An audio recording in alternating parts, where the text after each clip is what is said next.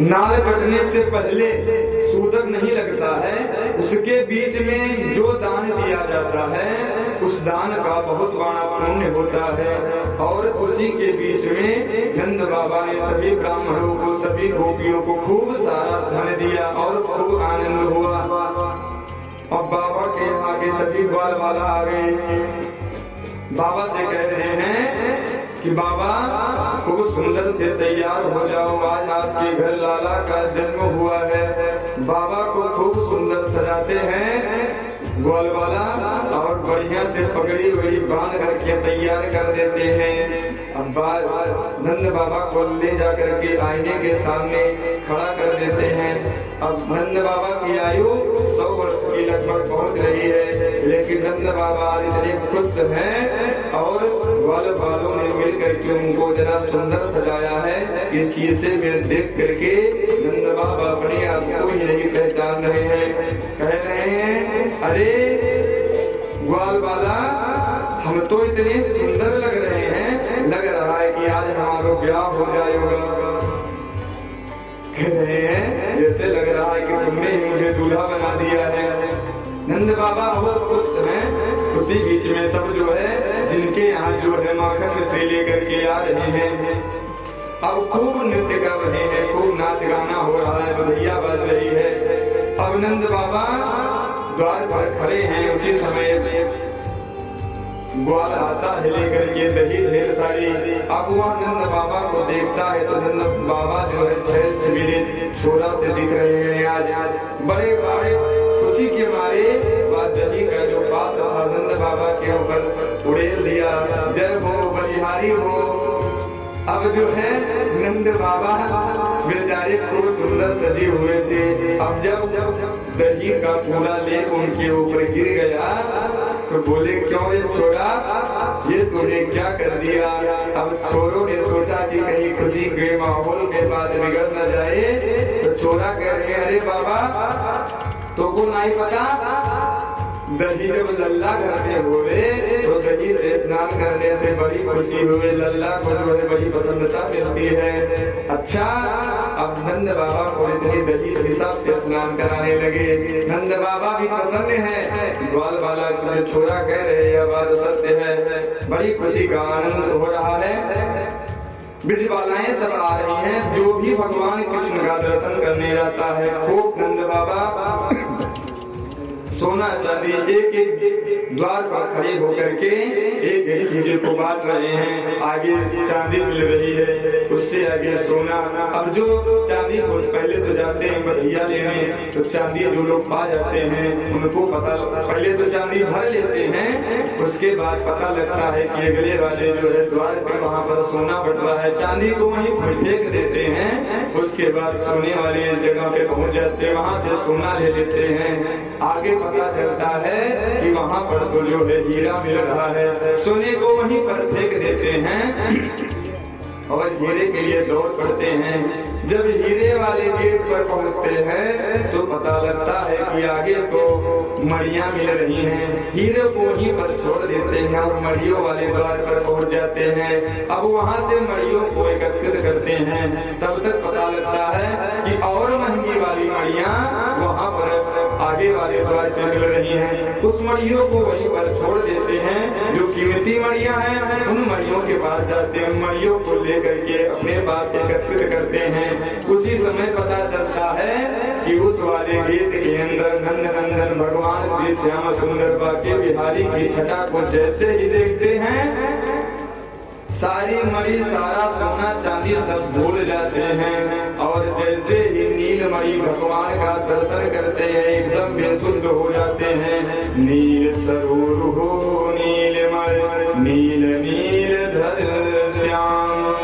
भगवान का स्वरूप नीलांबर श्यामल कोमलांगम राधा समालंकृत नाम भागम। भगवान का जो स्वरूप है वह नीलमणि के समान है। अब जब भगवान को मंद मंद मुस्कुराते हुए सारे ग्वाल वाला देखते हैं तो सब कुछ भूल जाते हैं। दर्शन करने में मात्र से निहारते हैं, उनके होश ही उनको नहीं रहता है कि क्या है, सब भूल जाते हैं। सारे जो रत्न है सब वहीं पर घर छोड़ देते हैं, भीड़ लग जाती है और सारी गोपियां भगवान का दर्शन करने के लिए आ रही हैं।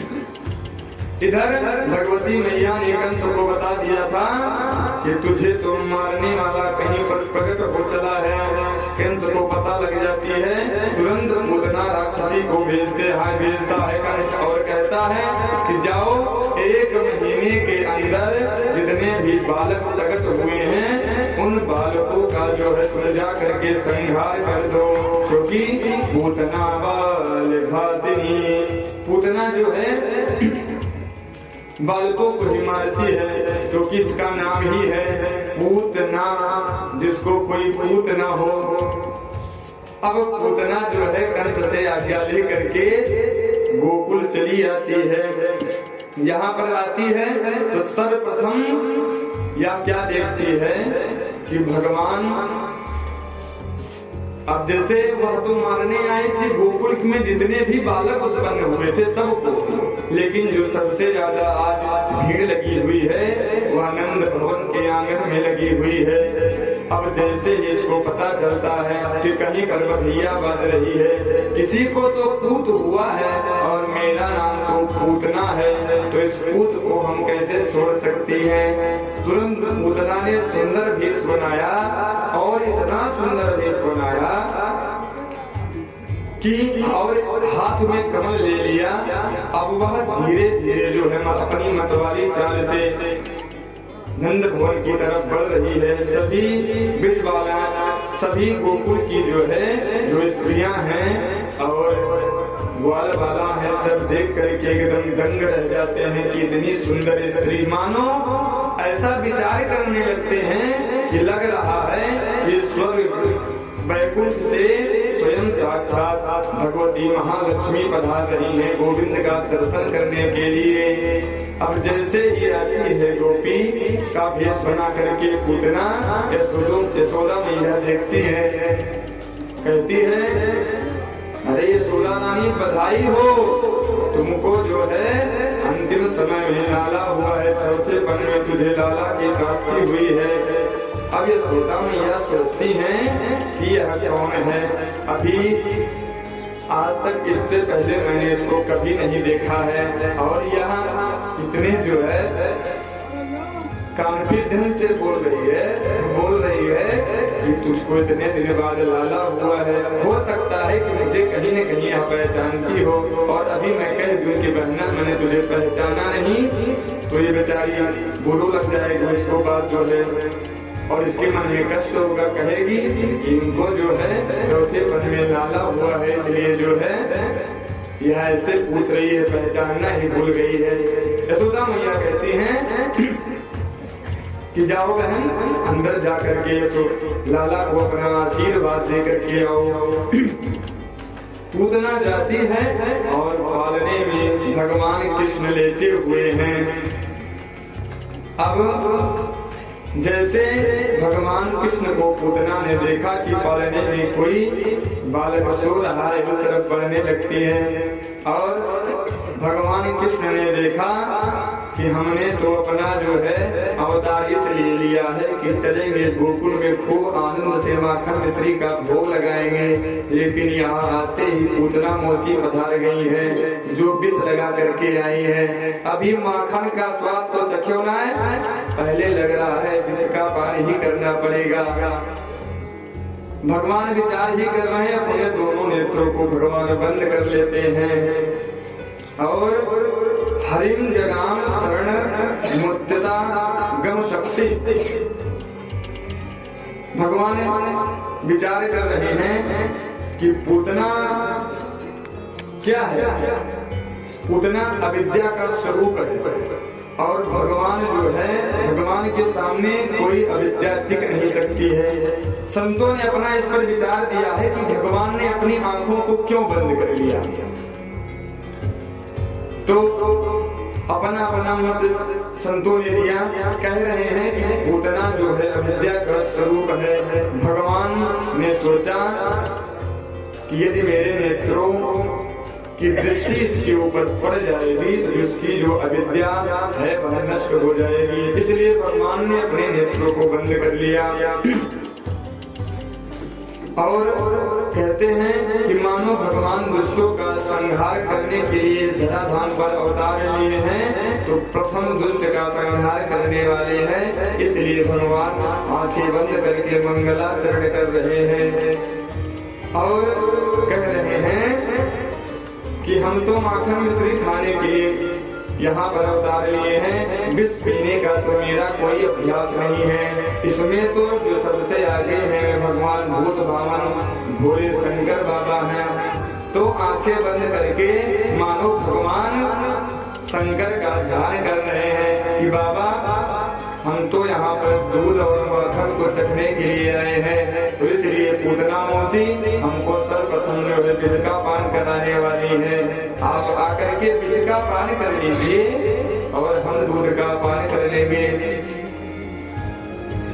मानो इसलिए भगवान ने अपने नेत्रों को बंद कर लिया और पूतना जो है अपने असली भेष में नहीं आई है, पूतना जो है भेष बना करके आई है। और भगवान कहते हैं कि निर्मल मन जन सो मोहि पावा, मोहि कपट छल छिद्र न भावा।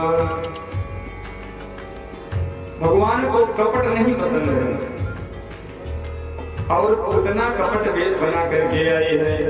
भगवान ने मानो इसलिए नेत्रों को अपने बंद कर लिया, यदि मेरी दृष्टि पड़ जाएगी तो जो इसका कपट भेष है वह समाप्त हो जाएगा और यह अपनी असली भेष में आ जाएगी। तो यशोदा मैया कहीं यहाँ देख करके डर ना जाए और कहीं उनका प्राणांत न हो जाए, क्योंकि राक्षसी का भेष था बहुत विकराल स्वरूप था और खुशी के माहौल में कहीं ये सब गड़बड़ सड़बड़ ना हो जाए, इसलिए भगवान ने अपने नेत्रों को बंद कर लिया। संतों ने इस पर अपने अनेकों भाव दिए हैं और उसी समय पूतना ने भगवान कृष्ण को अपनी गोदी में उठाया और पल्लू से ढक लिया और पल्लू से ढक करके भगवान को लेकर के वहां से ऊपर उड़ गई। अब पूतना जब ऊपर चली गई तो ऊपर जाने के बाद उसने अपने स्तन को भगवान के मुखमंडल में दे दिया। भगवान ने अपने दोनों नन्हे नन्हे हाथों से पूतना के स्तन को पकड़ा और विष का पान किया, फिर दुग्ध का पान करने लगे। अब जब पूत है ही नहीं तो दुग्ध कहाँ से आए? भगवान जब किसी जीव को इस संसार में जन्म देते हैं तो उसकी सारी व्यवस्था कर देते हैं। वह जब इस संसार में पैदा होता है तो माँ के स्तनों में उससे पहले दुग्ध दे देते हैं और जब वह दूध को छोड़ करके अन्न को ग्रहण करने लग जाता है तो तुरंत भगवान क्या करते हैं? अपने दांत को वापस ले लेते हैं और कहते हैं इसको दूसरा दांत दिया जाएगा। दूध के जो सारे दांत हैं वो समाप्त हो जाते हैं, नए नए दांत उगाते हैं मजबूत। तो यहाँ पर पूतना को क्या है कि पूत नहीं है, इसलिए दुग्ध कहीं से आने की संभावना भी नहीं है। इसलिए भगवान ने उसके स्तन को पकड़ करके भगवान ने जोर से खींचा और उसके प्राणों का पान करने लगे। प्राणाय स्वाहा, व्यानाय स्वाहा, उदानाय स्वाहा, समानाय स्वाहा, अपानाय स्वाहा। भगवान ने उस पूतना के पांचों प्राणों को जो है पान कर लिया। पूतना को बहुत जोरदार कष्ट होने लगा, वह चिल्लाने लगी, अरे छोड़ दे छोड़ दे। पूतना जब जोर जोर से चिल्लाने लगी तो भगवान कह रहे हैं मौसी जी यही तो हमारे अंदर कमी है, किसी को जल्दी पकड़ते नहीं हैं और जिसको पकड़ लेते हैं फिर कभी छोड़ते नहीं हैं, क्योंकि हमारा नाम ही कृष्ण है। कृष्ण अर्थात जो बंसी होती है उसमें जो है मछली फंसाई जाती है वह ऐसे होती है तिरछी, उसी प्रकार से भगवान कृष्ण के नाम में वह बंसी वाला मात्रा लगा हुआ है। भगवान कह रहे हैं कि मैं जिसको एक बार पकड़ता हूँ उसको फिर कभी नहीं छोड़ता हूँ, इसीलिए जल्दी किसी को पकड़ता नहीं हूँ। अब जब पूतना के प्राणों को भगवान पान करने लगे, पूतना को बड़ी पीड़ा हुई और वह चिल्लाती हुई जोर से धड़ाम से पृथ्वी पर आकर के गिरी और पूतना का शरीर प्रकट हो गया। इतनी जोरदार आवाज हुई कि पूरे गोकुल में जो है हाहाकार मच गया कि इतनी जोरदार आवाज कहाँ से आ रही है।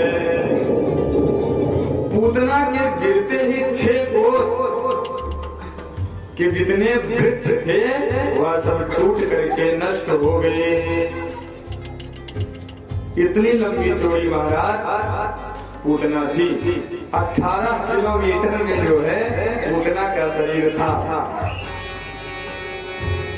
अब जब पूतना गिरी और इतनी जोरदार आवाज हुई तो यशोदा मैया दौड़ करके अपने आंगन में जाती है, देखती है कि लाला हमारा कहाँ है, लेकिन वहाँ पर लाला दिखता नहीं है। सब ग्वाल वाला सहित यशोदा मैया जो है लल्ला को ढूंढने के लिए बाहर आती है। अब देखती है तो एक राक्षसी मरी पड़ी हुई है। अब वहाँ पर सर्रे ग्वाल वाला जाते हैं तो देखते क्या है, इतनी विशालकाय राक्षसी है, कुछ दिख ही नहीं रहा है, लल्ला भी नहीं दिख रहा है। तुरंत ग्वाल वालों ने अपने घर से लंबी लंबी सीढ़ियों को मंगाया और उसके कान के पास सीढ़ी को लगा करके उसके ऊपर चढ़ते हैं तो देखते हैं उसके पेट पर बैठ करके भगवान गोविंद किलकारी मार करके हंस रहे हैं। तुरंत ग्वाल वालों ने गोविंद को उठा करके नीचे उतारा। यशोदा मैया ने देखा कि लाला हंस रहा है तो उनके जो है प्राणों में प्राण आया कि चलो लाला लल्ला हमारा जो है स्वस्थ है। लेकिन यशोदा मैया कहती हैं कि हमारे लाला को किसी राक्षसी ने छू लिया है, इसलिए इसके अंदर जो है कुछ दोष ना लग जाए, कुछ दोष ना आ जाए, इसलिए तुरंत मैया लेकर के जाती है।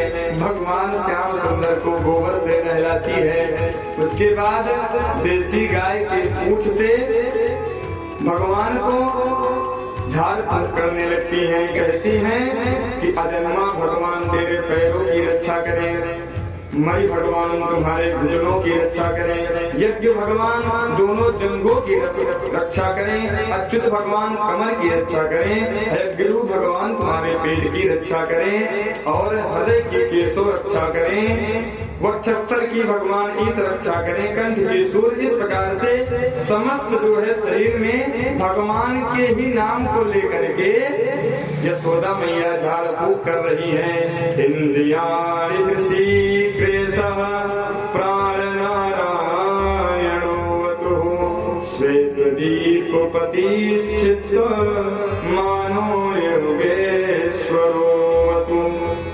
भगवान के ही नामों से यशोदा मैया झाड़ फूक कर रही है गोविंद का। भगवान मुस्कुरा रहे हैं कि आज हमारे ही नाम से हमारे जो है सोनी घटकों को उतारा जा रहा है। यहाँ पर क्या होता है, क्या पता चल रहा है, इससे हमको यह सीखना चाहिए कि भगवान के भी ऊपर जब विपत्ति आती है ना तब भगवान के नाम से ही उनका कल्याण होता है। इसीलिए कहा गया है कि राम से बड़ा राम का नाम, भगवान से भी बड़ा राम का नाम है, भगवान से बड़ा भगवान का नाम है। इसलिए भगवान के नामों की बहुत महिमा है। यहाँ पर भगवान का जब जो है स्नान वगैरह हो जाता है, यशोदा मैया उनको गाय के पूंछ से झाड़ती हैं। छोटे बच्चे को यदि कोई डर हो या जो है वह बार बार चौंक करके उठ जा रहा हो बिस्तर से या दूध इत्यादि ना पी रहा हो, कोई नजर लग गई हो, उस समय भगवान के 12 नाम भागवत जी में बतलाए गए हैं। इनको पढ़ करके यदि इस बालक को जो है झाड़ दिया जाए तो वह स्वस्थ हो जाएगा। सब इसको तो नहीं पढ़ सकते हैं, जो विद्वान है वही पढ़ सकते हैं। लेकिन यदि उस समय आपके पास विद्वान ना उपलब्ध हो, तो यदि आपको कोई देसी गाय मिल जाए तो उस देसी गाय की पूंछ से पकड़ करके भगवान के किसी भी नाम को लेकर के लाला को झाड़ दिया जाए, तो तत्काल उसी समय जो उसके ऊपर कोई विपत्ति है वह तत्क्षण उसी समय भाग जाएगी छोड़ करके। लेकिन देसी गाय होनी चाहिए। बोलिए गौ माता की जय। गौ माता का इतना बड़ा प्रभाव है। और इस समय भगवान परीक्षित जी प्रश्न कर रहे हैं कि पूतनालोक बालगनि राक्षसी रुधिरासनः जिघासयापि हरे हस्तनं दत्त्वापसदगतिम्। भगवान ने पूतना को जो है अपनी मैया के समान सदगति प्रदान कर दी।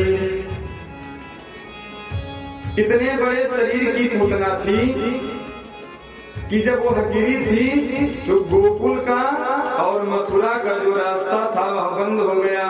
अब महाराज रास्ता तो 10-12 फीट का होता है, अब वो 18 किलोमीटर में गिरी हुई थी पूतना, तो कितने रास्ते बंद हो गए होंगे कुछ पता ही नहीं है।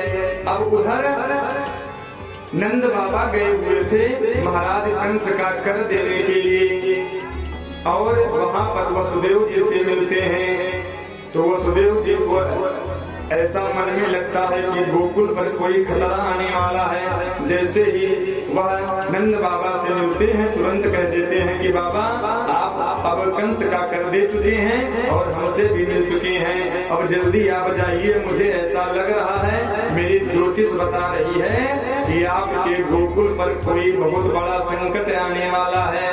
इधर पूतना पहुंची है, उधर जो है वसुदेव जी को पता चल गया। अब तुरंत नंद बाबा ने बैलगाड़ी को तुरंत हाँक दिया और बैलगाड़ी पर बैठ करके हरि शरणम भगवान का नाम जपते हुए गोकुल की तरफ आ रहे हैं। अब गोकुल का रास्ता बंद पड़ा है। देखे कि इतनी बड़ी राक्षसी, जैसे ही ग्वाल वालों ने देखा नंद बाबा आए हैं, तुरंत जाकर के सूचना दिया, अरे बाबा आज तो गजब हो गया।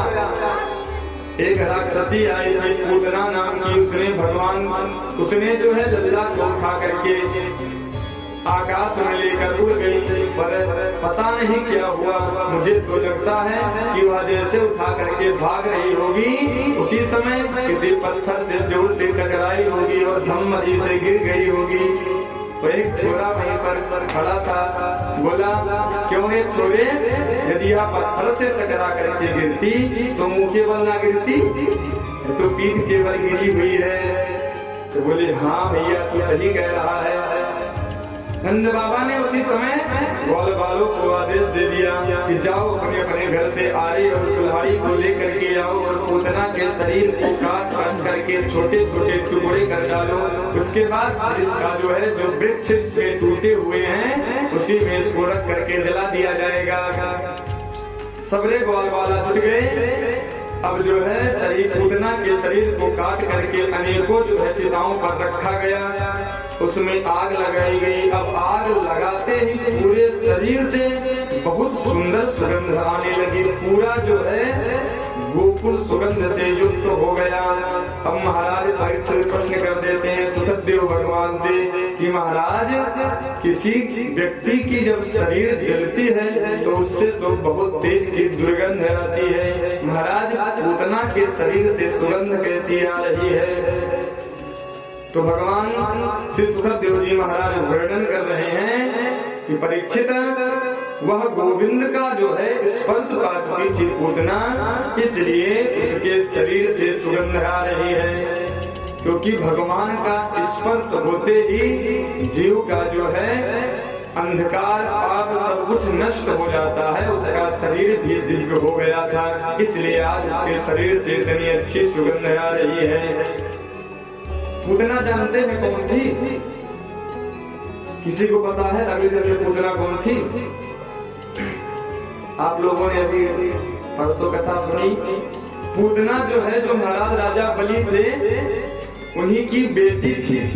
और जब भगवान वामन के रूप में गए हुए थे तो उसी समय भगवान का स्वरूप इतना दिव्य और इतना सुंदर था कि राजा बलि की पुत्री ने कहा कि इतना सुंदर पुत्र मुझे यदि प्राप्त होता तो मैं उसको अपना दुग्ध का पान करा करके तृप्त हो जाती, बड़ी प्रसन्न हो जाती।